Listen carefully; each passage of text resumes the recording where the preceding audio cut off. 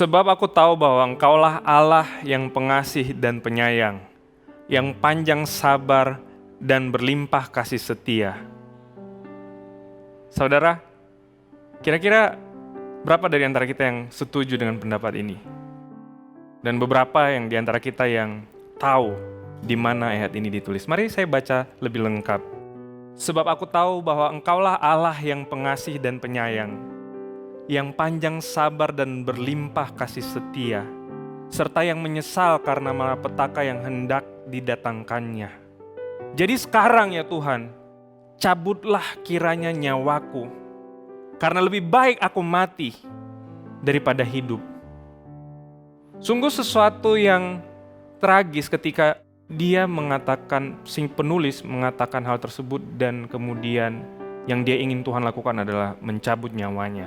Tentu ini datang dari orang yang sangat putus asa, yang kalau kita tahu ceritanya, kita tahu mengapa dia putus asa. Jadi cerita ini adalah tentang Yunus yang setelah Tuhan melawat Niniwe dan orang Niniwe bertobat dan Tuhan membatalkan malapetaka yang terjadi di Niniwe, justru pengirim pesan yang Tuhan utus kemudian jengkel kepada Tuhan. Mengapa orang-orang itu diselamatkan? Mengapa orang-orang yang bukan umat Allah diselamatkan? Saudara, kita adalah umat Tuhan yang bukan bagian dari Israel secara darah. Banyak dari kita sama sekali kita tahu kita bukan orang Israel melalui darah. Tetapi di sini Tuhan menunjukkan kepada Yunus bahwa hati Tuhan adalah untuk setiap bangsa bertemu dengan Tuhan, bertobat, kembali kepada Tuhan. Tetapi Yunus dengan eksklusivitasnya, dia menganggap bahwa ya Tuhan sudah membuat janji kepada umatnya, jangan lakukan itu ke orang lain, jangan lakukan itu ke bangsa lain. Orang-orang Niniwe adalah jahat, dan Yunus sangat tahu itu.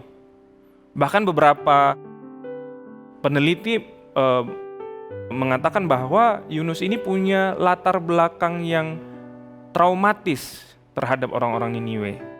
Tetapi Tuhan kepada Yunus memberikan respon. Layakkah engkau marah? Tetapi firman Tuhan, layakkah engkau marah? Tuhan bertanya kepada Yunus, apa yang membuat dia layak untuk dia marah? Karena Tuhan hatinya adalah supaya bangsa-bangsa bertemu dengan dia, menerima keselamatan yang dari Tuhan, terhindar dari malapetaka yang menjadi konsekuensi dari dosa, dari penentangan akan Allah. Tetapi Yunus ketika dia diutus, kalau kita baca, ini Bapak Ibu dapat membaca Yunus yang dapat selesai dengan sekali duduk, tidak akan sampai setengah jam bahkan mungkin buat beberapa kita yang membaca dengan cepat. Kita lihat bahwa ketika Tuhan mengutus dia ke daerah Niniwe, yang dia lakukan adalah dia lari dari hadapan Tuhan. Pasal 1 dikatakan, tetapi Yunus bersiap untuk melarikan diri ke Tarsis jauh dari hadapan Tuhan. Betapa dia tahu hadirat Tuhan dan kemuliaan Tuhan dan hati Tuhan dan tujuan Tuhan terhadap Niniwe. Tetapi dia memilih untuk menghindar dari apa yang menjadi perannya, bahkan menjauh daripada Tuhan. Kita tahu waktu Tuhan bilang, pergi dan jadikanlah semua bangsa muridku. Tuhan katakan, dan ketahuilah aku menyertai kamu senantiasa sampai kepada akhir zaman. Karena amanat agung ini Tuhan menyatakan ada jaminan penyertaan Tuhan. Ketika kita berjalan sesuai kehendaknya. Ketika kita berjalan menjadikan murid dalam hidup kita. Tuhan berjanji untuk senantiasa. Tetapi apakah kita seperti Yunus yang tahu peran kita adalah untuk menjadikan segala bangsa murid, untuk semua orang, semua bangsa mendengar Injil, tetapi kemudian kita berlari dari apa yang menjadi kehendak Tuhan? Buku Yunus ini ditutup dengan menggantung Bapak Ibu. Tidak seperti sebagian besar buku yang jelas penutupannya, tetapi ayat 11 dari pasal 14 terkesan menggantung bagaimana buku ini ditulis oleh Yunus. Atau mungkin dia ketika menulis ini dia masih sedikit menyimpan tanda tanyanya, mengapa Tuhan menyelamatkan Niniwe. Dikatakan ayat 10, engkau sayang kepada pohon jarak itu, yang untuknya sedikit pun engkau tidak berjerih payah dan tidak engkau tumbuhkan, yang tumbuh dalam satu malam dan binasa dalam satu malam pula.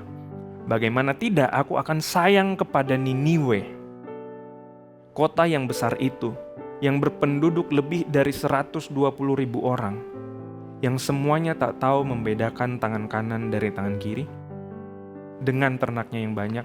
Bahkan Tuhan menunjukkan bahwa hati Tuhan adalah untuk orang-orang tersebut, untuk orang-orang Niniwe, yang bagi Yunus tidak layak menerima. Bukankah kita dulu adalah orang-orang yang tidak layak, tetapi karena anugerah Tuhan, sehingga kita bisa katakan, ya, Tuhan Allah yang panjang kasih, panjang sabar, penyayang, dan penuh dengan anugerah. Tetapi Tuhan ambil hidupku untuk Tuhan pakai, supaya orang-orang mendengar Injil. Bukan seperti Yunus, ambil saja nyawaku. Lebih baik aku mati ketimbang melihat orang lain diselamatkan. Ini menjadi renungan buat kita semua Bapak Ibu.